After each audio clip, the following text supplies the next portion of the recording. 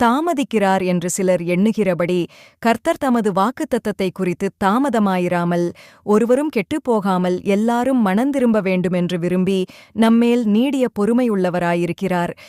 9.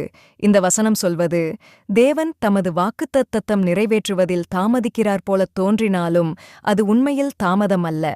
அவர் ஒவ்வொருவருக்கும் வாய்ப்பு கொடுக்கிறார், மனந்திரும்பவும் தவறான வழியை விட்டு திரும்பவும். அவரது பொறுமைதான் நமக்கு வாழ்க்கையில் 2ஆம் வாய்ப்பு தருகிறது.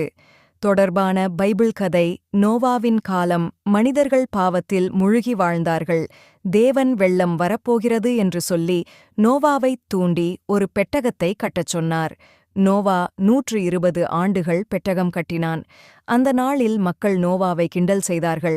ஆனால் தேவன் பொறுமையோடு அவர்களுக்கு நிறைய காலம் கொடுத்தார். ஆனால் மனந்திரும்பவில்லை. இறுதியில் வெள்ளம் வந்தபோது நோவா குடும்பம் மட்டும் காப்பாற்றப்பட்டது.